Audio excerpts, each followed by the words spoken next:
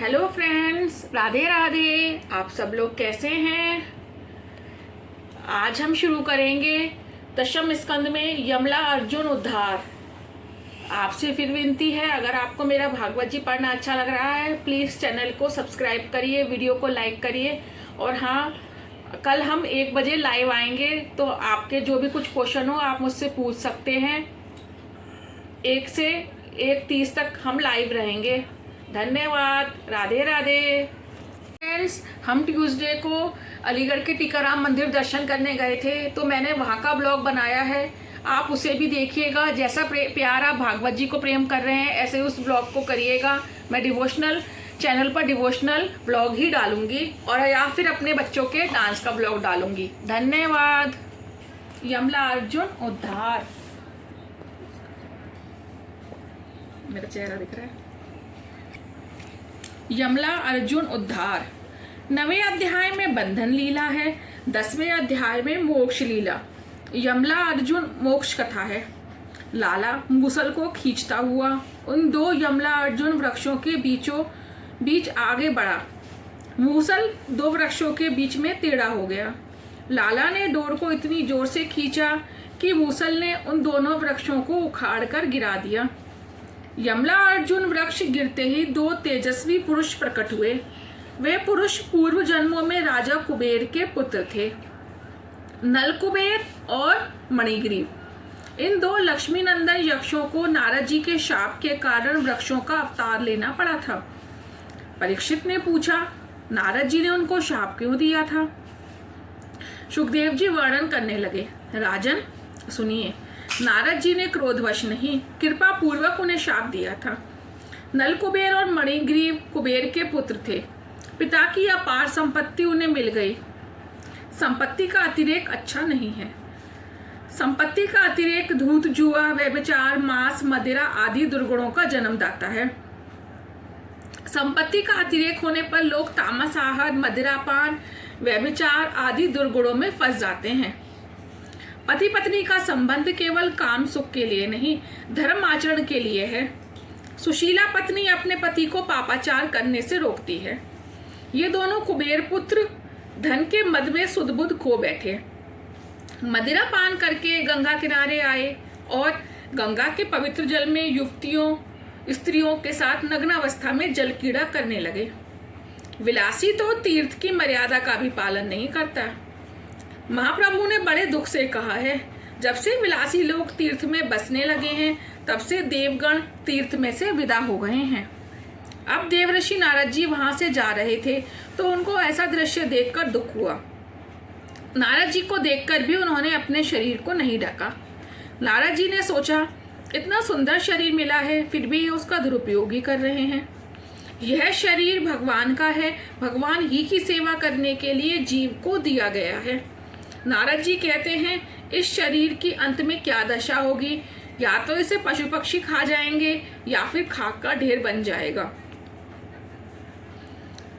यह शरीर किसका है? इस पर किसका अधिकार है? क्या यह माता का है? क्या पिता का है? क्या यह शरीर अपना है? पिता, मेरे वीर्य से उत्पन्न होने के कारण यह शरीर मेरा है। माता, मेरे गर्भ से जन्मा था अतः मेरा है।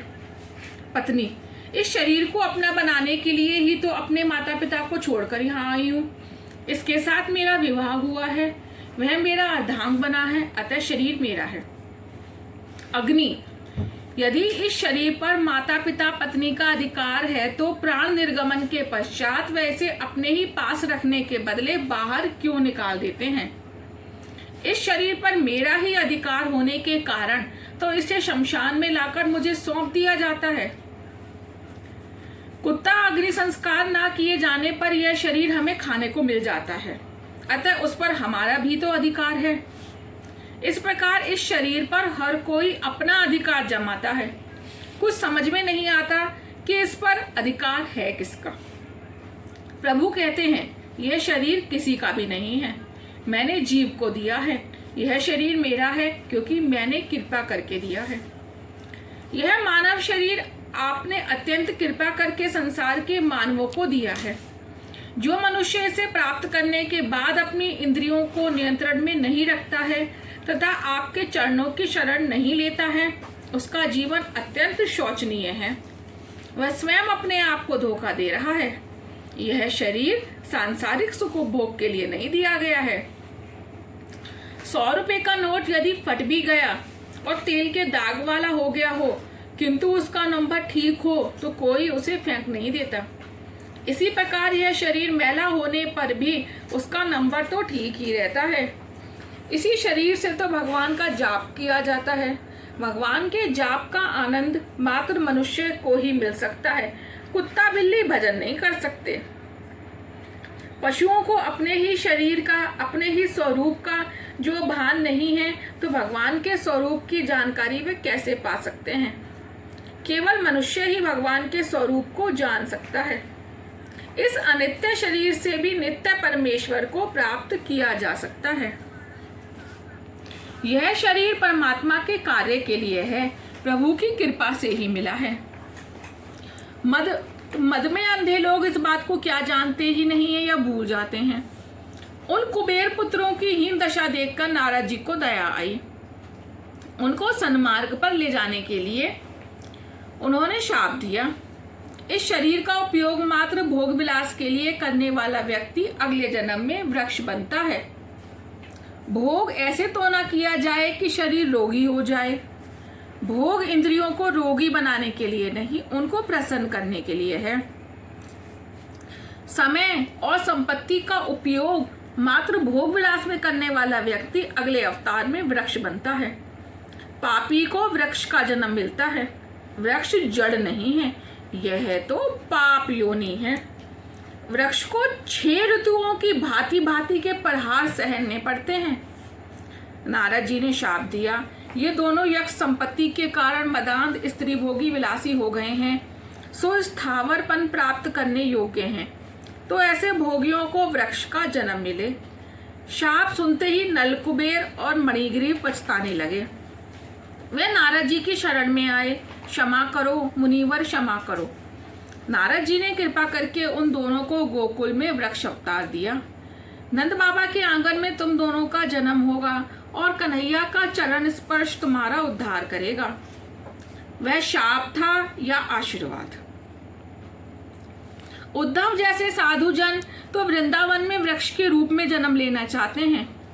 विषय भोग में रमण करने वाले को अगले जन्म में वृक्ष का अवतार लेना पड़ता है।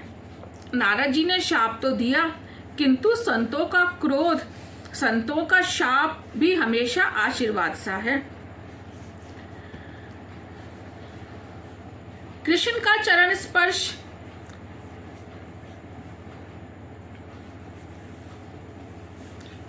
चरण स्पर्श पाते ही नलकुबेर और मणिग्रीव ने अपना मूल स्वरूप प्राप्त किया। दोनों वृक्षों का उद्धार हुआ। अब नलकुबेर और मणिग्रीव प्रभु की स्तुति करने लगे। हे प्रभु, आपसे हम कुछ और तो मांगते नहीं हैं। अपनी वाणी आपके गुणगान में रत रहे, अपने कान आपकी कथा के श्रवण में लीन रहें, अपने हाथ आपसे सेवा क्रम में, अपना मन आपके चरण स्मरण में, अपना मस्तिष्क आपके निवास रूप जगत को प्रणाम करने में और अपनी दृष्टि आपकी मूर्ति रूप संत पुरुषों के दर्शन करने में तत्पर रहे। हे नाथ, बस यही कृपा आप हम पर करें। यह प्रार्थना हम सबको भी करनी चाहिए। हमारी वाणी श्री कृष्ण का कीर्तन करती रहे, आंखें श्री कृष्ण का दर्शन करती रहें और मन श्री कृष्ण का ध्यान करता रहे। हमें अपने प्रत्येक इंद्रिय को भक्ति रस का दान करना चाहिए। नलकुबेर और मणिग्रीव ने अपनी हर एक इंद्रिय के लिए भक्ति रस की मांग की और स्तुति करते हुए गोलोकवासी हो गए। गोलोक धाम में श्री कृष्ण लीला नित्य होती रहती है। वे दोनों स्निग्ध और मधुकंठ बने। वे दोनों वहां रोज कीर्तन करते हैं। यशोदा यह सुनकर व्यग्र हो गई तो स्निग्ध मधुकंठ ने कहा, यह तो पृथ्वी पर रची गई लीला है। लाला तो तुम्हारी गोद में है। योग माया ने दोनों वृक्षों को गिरने नहीं दिया था। नलकुबेर और मणिग्रीव के गोलोक धाम पहुंचते ही दोनों वृक्ष धमाके के साथ जा गिरे। धमाका सुनकर गोपियां दौड़ती हुई आईं। भगवान की दया से कन्हैया बच गया है, ऐसा जानकर उन्हें आनंद का अनुभव हुआ। नंद बाबा भी दौड़ते हुए आ पहुंचे। उन्होंने देखा तो कन्हैया मूसल के साथ बंधा हुआ था। किसने बांधा है? कोई उसे छोड़ता क्यों नहीं है? उन्होंने लाला को बंधन मुक्त किया। नंद बाबा कहने लगे, बेटे तुझे तेरी माँ ने बांधा था ना, देख तो मैंने तुझे छोड़ दिया। तू किसका बेटा है? लाला, आज तक मैं अपनी माता का बेटा था, अब मैं आज से तुम्हारा बेटा हूँ। नंद बाबा की इच्छा थी कन्हैया एक बार कह दे वह उनका बेटा है। आज उनकी इच्छा पूरी हुई। नंद बाबा यशोदा को डांटने लगे, लाला को तूने बांधा ही क्यों? तुझे दया भी ना आई? यशोदा ने सोचा आज सभी उस पर गुस्सा करते रहेंगे। मेरी वैसे तो कोई इच्छा नहीं थी उसे बांधने की, किंतु इसे चोरी करने की आदत हो गई थी। ऐसी बुरी आदत से छुड़ाने के लिए ही मैंने उसे बांधा था। यशोदा बेटे को अपने पास बुलाने लगी तो उसने आने से इनकार कर दिया। मैं तेरा नहीं, नंद बाबा का बेटा हूं। कन्हैया रूठ गया, वह रोने लगा। बेटा कब मेरी गोद में आएगा? लाला ने देखा माता रो रही है। वैष्णव का रोना भगवान से देखा नहीं जा सकता। श्री कृष्ण सा प्रेम और कोई नहीं कर सकता। श्री कृष्ण के लिए जो एकांत रुदन करता है उसे वह आव मिलते हैं। माता का रोना लाला से देखा नहीं गया। वह दौड़ता हुआ माता की गोद में आया और पीताम्बर से माता के आंसू पोंछने लगा। राधे राधे। आगे का कल कंटिन्यू करेंगे। धन्यवाद।